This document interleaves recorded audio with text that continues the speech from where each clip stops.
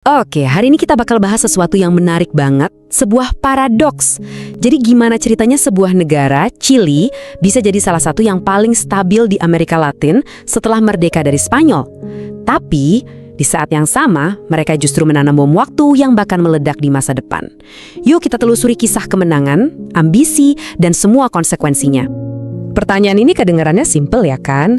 Tapi justru disinilah letak masalahnya. Karena perjuangan yang sesungguhnya itu seringnya baru mulai setelah bendera kemenangan dikibarkan. Jadi, gimana semua ini berawal? Anehnya ya, percikan revolusi di Chili itu nggak dimulai di pegunungan Andes, tapi ribuan kilometer jauhnya di Eropa. Sebuah kekaisaran yang lagi goyah di satu sisi dunia, tanpa sadar justru membangkitkan ambisi besar di sisi dunia yang lain. Coba bayangin deh, ratusan tahun kekuasaan Spanyol itu kayak matahari. Selalu ada, nggak bisa diganggu-gugat. Tiba-tiba Napoleon datang menginvasi Spanyol.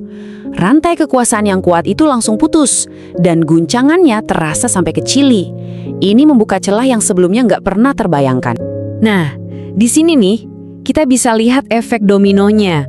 Begitu Raja Spanyol ditangkap Napoleon tahun 1808, para elit kaya di Chili langsung melihat kesempatan. Mereka bikin pemerintahan lokal sendiri yang disebut junta. Ini belum kemerdekaan penuh sih, tapi ini langkah pertamanya. Tentu aja Spanyol nggak terima gitu aja dan coba merebut kembali kendali, yang akhirnya ya memicu perang terbuka.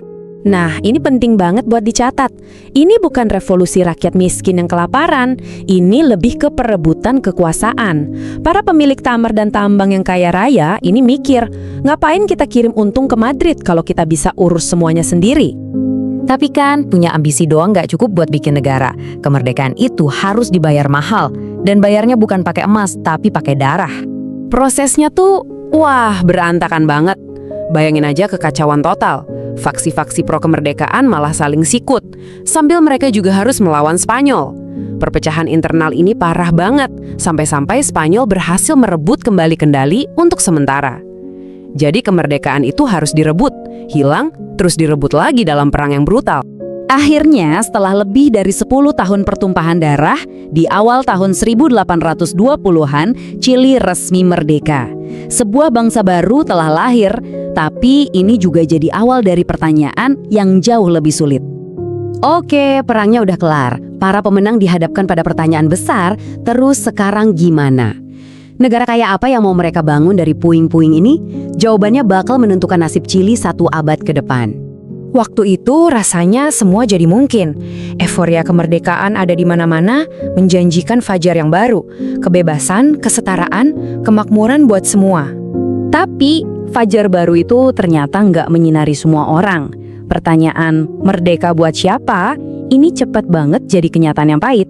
Ternyata kebebasan itu ada syarat dan ketentuannya. Nah, ini jawabannya.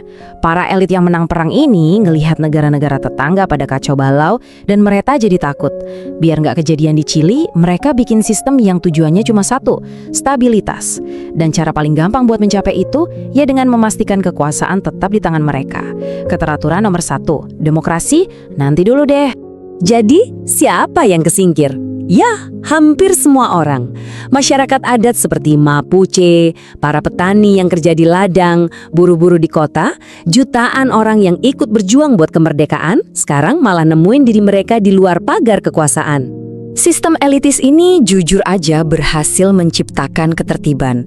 Tapi keberhasilan itu ada harga tersembunyinya, dan harganya mahal banget. Ibaratnya mereka menukar kesetaraan demi mendapatkan stabilitas. Dan faktanya, model ini manjur loh, setidaknya dari satu sisi. Waktu banyak negara tetangganya sibuk sama perang saudara dan kudeta terus-terusan, Chili justru jadi contoh negara yang stabil, kuat, dan berfungsi.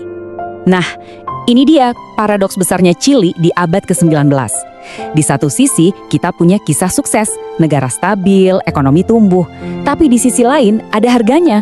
Demokrasi yang cuma buat segelintir orang, dan ketidakadilan yang jadi bagian dari sistem itu sendiri. Coba lihat aja nih, gimana kue kemakmurannya dibagi.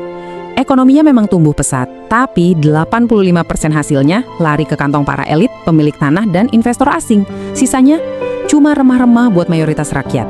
Ini bukan kecelakaan, ini memang dirancang seperti itu. Dan mungkin Biaya tersembunyi yang paling tragis adalah penaklukan bangsa Mapuche di selatan. Atas nama kemajuan dan stabilitas nasional, negara dengan brutal merebut tanah leluhur mereka.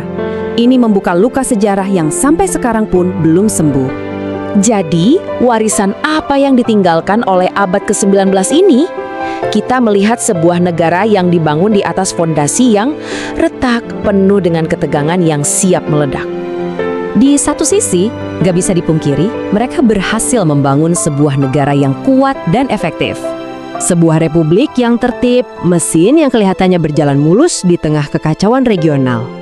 Tapi, dan ini adalah tapi yang sangat besar, semua bangunan megah itu berdiri di atas fondasi yang rapuh, fondasi ketidakadilan dan pengucilan. Pada akhirnya, semuanya kembali ke satu kebenaran yang pahit. Kemerdekaan negara itu bukanlah pembebasan bagi semua orang. Negara ini dibangun untuk melayani kepentingan segelintir elit, bukan rakyatnya.